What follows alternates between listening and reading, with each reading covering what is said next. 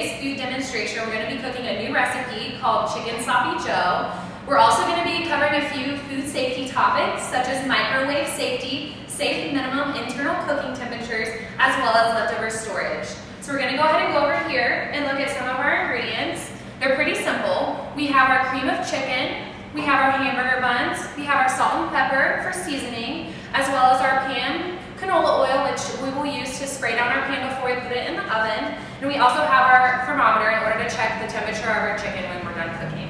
So I've already thawed the chicken. You want to make sure that you thaw it 24 to 48 hours beforehand in the refrigerator. I've also already taken out the giblets and then I rinsed it and patted it down. So now we're going to go ahead and spray down our pan with a light layer. Then we're going to transfer our chicken very carefully. Now we're going to go ahead and add our salt and pepper for seasoning.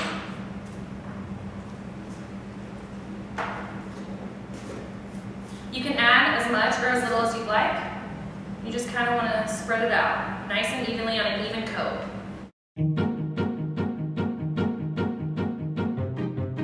Alright, looks good to me. So now I've already preheated the oven to 350 degrees Fahrenheit. We're going to go ahead and put it in for an hour and a half to an hour and 45 minutes.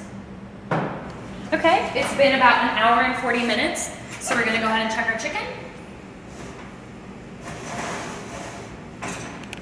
It looks pretty done. It's brown on top, so that's a good sign. Go ahead and stick it in the deepest part of the chicken.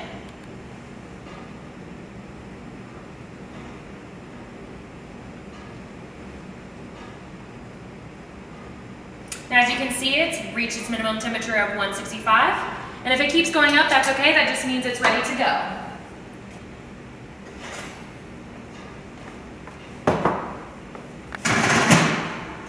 Make sure you turn your oven off.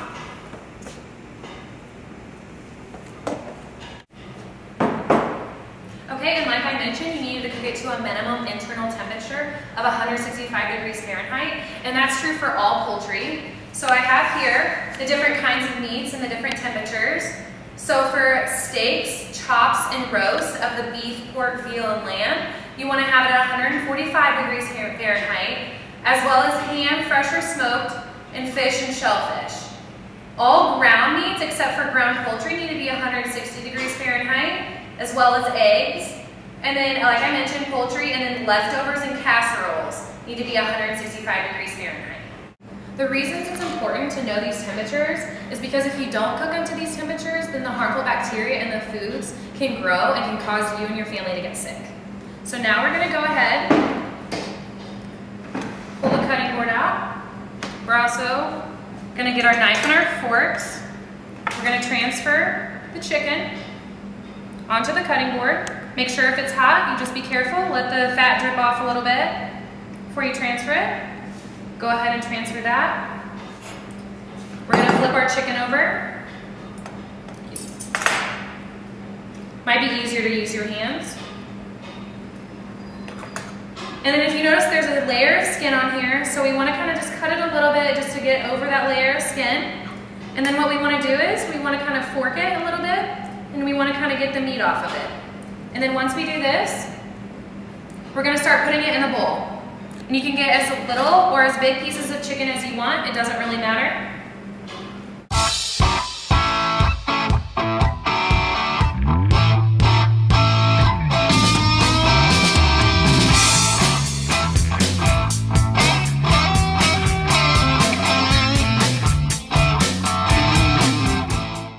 So next you want to take your cream of chicken. You want to go ahead and open it.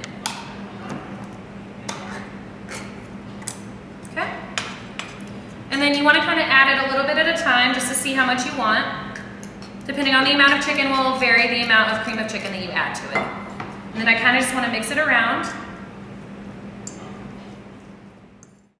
So we're going to go ahead and transfer it. We're going to go ahead and turn this on.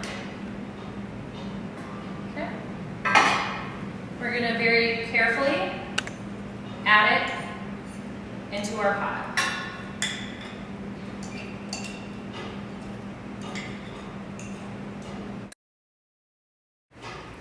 All of the the meat here is so good. You can shred it, you can cut it up in all different ways, or you can even use things such as the bone to make chicken stock. You just want to make sure that you do refrigerate your leftovers. Make sure you throw out all your leftovers that are over 3 to 4 days. You also should not eat any leftovers that are of questionable age or safety. So I'm going to go ahead and set this over to the side. It's been on the stove now for about 5 to 10 minutes. I was cooking it on about medium heat. Looks pretty hot and it smells great. You can see that. So we're going to go ahead and turn it off. We're going to go ahead and get our bun. If you don't have a stovetop, you can go ahead and put this in the microwave in order to heat it up.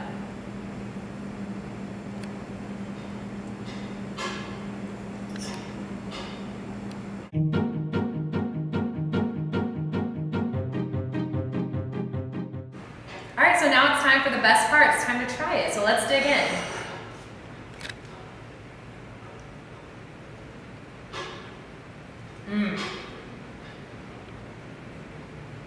So good.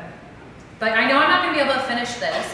So we can go ahead and store it in the fridge for tomorrow for leftovers if you want them for lunch or for dinner the next day. But make sure when you do microwave it the next day that you do put it in a microwave safe container. If it is a plastic container, make sure it has the microwave safe symbol on it.